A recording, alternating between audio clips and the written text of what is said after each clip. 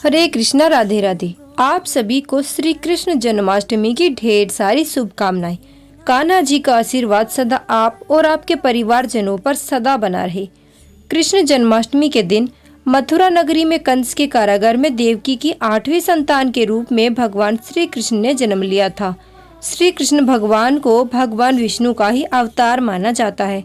मान्यता है कि हर साल भाद्रपद माह के कृष्ण पक्ष की अष्टमी तिथि यानी जन्माष्टमी पर भगवान श्री कृष्ण के बाल स्वरूप की पूजा करने पर हर दुख, दोष और विपदा दूर हो जाती है।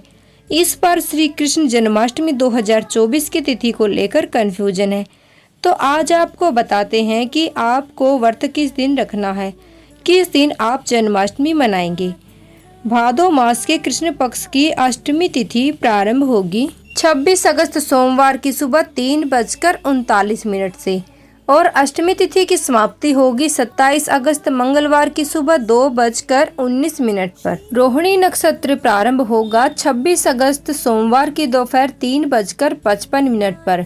रोहिणी नक्षत्र समाप्त होगा 27 अगस्त मंगलवार की दोपहर 3:38 पर। ऐसे में इस बार जन्माष्टमी का पर्व 26 अगस्त 3 सोमवार को ही मनाया जाएगा। जन्माष्टमी से अगले दिन यानी 27 अगस्त मंगलवार को दही हांडी का आयोजन किया जाएगा। 26 अगस्त सोमवार को सूर्योदय होगा 6:11 पर। सूर्यास्त होगा शाम 6:46 पर। ब्रह्म मुहूर्त का शुभ मुहूर्त रहेगा सुबह 4:34 से 5:22 तक। अभिजीत मुहूर्त रहेगा दोपहर 12:03 से 12:53 तक। अमृत काल रहेगा दोपहर 1:36 से 3:09 तक। राहु काल रहेगा सुबह 7:30 बजे से 9 बजे तक। अब जानते हैं जन्माष्टमी की पूजा का शुभ मुहूर्त कब रहेगा।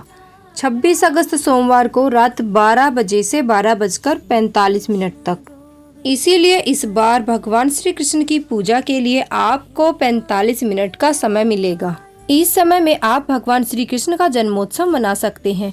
कान्हा जी का जन्म कराकर कान्हा जी को स्नान कराकर उन्हें नए वस्त्र अर्पित किए जाते हैं।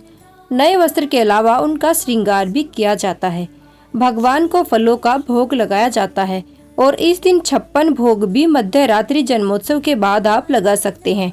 व्रत का पालना अगले दिन किया जाता है। व्रत का पालना करने का शुभ मुहूर्त रहेगा 27 अगस्त मंगलवार की सुबह 6:11 से सुबह 11 बजे तक। जन्माष्टमी के दिन भगवान श्री कृष्ण को पंजीरी का भोग लगाने से सुख समृद्धि आती है। इस दिन भगवान श्री कृष्ण को विशेष रूप से धनिये की पंजीरी का भोग लगाया जाता है। जन्माष्टमी के दिन सुबह जल्दी उठकर स्नान आदि से निर्वित होने के बाद सभी देवी देवताओं को प्रणाम करके व्रत का संकल्प लिया जाता है। मध्याह्न के समय यानी दोपहर के बाद देवकी जी के लिए प्रसूति गृह बनाया जाता है, यानी कि एक छोटा सा कमरा तैयार किया जाता है, यानी कि एक छोटी सी जगह तैयार की जाती है जहां पर देवकी जी ने भगवान श्री कृष्ण को जन्म दिया था। इसके लिए आप काले तिलों का जल छिड़के। अब इस घर में एक बिछोना बिछाकर शुभ कलश की स्थापना करें। इस दिन ध्यान रखें कि भगवान श्री कृष्ण के साथ साथ माता देवकी की भी पूजा करनी चाहिए। इसके बाद भगवान कृष्ण और देवकी माता का विधिवत पूजन करें। दिन भर उपवास रखें। ध्यान रखिए कि इस व्रत में अनाज का उपयोग नहीं किया जाता है, केवल फलाहार ग्रहण किया जाता है। बहुत से लोग इस दिन निर्जल रहकर भी इस व्रत को रखते हैं। उपवास रखने के बाद मध्य रात्रि निशिंता काल मुहूर्त में भगवान श्री कृष्ण का जन्म कराया जाता है, यानी कि उनके जन्म की विधि को बिल्कुल वैसे ही किया जाता है जैसे कि एक शिशु पैदा होता है। इसके लिए बहुत से लोग खीरे में एक सिक्का डालकर या खीरे में लड्डू गोपाल जी की मूर्ति को रखकर उनका जन्म कराते हैं। यदि आप पहली बार व्रत रख रहे हैं तो आपको विधि विधान से इस दिन श्री कृष्ण जन्माष्टमी का त्योहार मनाना चाहिए। सभी विधियों का, सभी नियमों को आपको पालन करना चाहिए, जिसके लिए यदि आप कहेंगे कि षोडशोपचार विधि से आप बहुत आसान तरीके से श्री कृष्ण जन्माष्टमी की पूजा कैसे कर सकते हैं, तो आप कमेंट बॉक्स में बताइएगा, ताकि अगले वीडियो में मैं आपको षोडशोपचार विधि भी बता सकूं। मध्य रात्रि में कान्हा जी का जन्म होने के बाद कान्हा जी को स्नान जरूर कराए, पंचामृत से अभिषेक जरूर करे और इसके बाद नए और साफ वस्त्र कान्हा जी को अर्पण करे।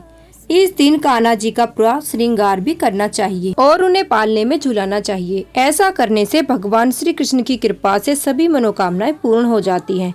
भगवान श्री कृष्ण के जन्मोत्सव के बाद भगवान को दूध का, मिश्री का, मक्खन का भोग लगाया जाता है, जिसे प्रसाद रूप में सभी लोगों में बांटा जाता है। इस दिन हरे कृष्ण महामंत्र का जाप मन ही मन लगातार जाप करना चाहिए और कान्हा जी की कथाओं का श्रवण करना चाहिए।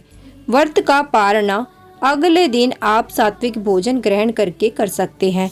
उससे पहले आपको कान्हा जी की एक बार फिर से विधिवत से पूजा करनी चाहिए। बोलो कृष्ण भगवान की जय।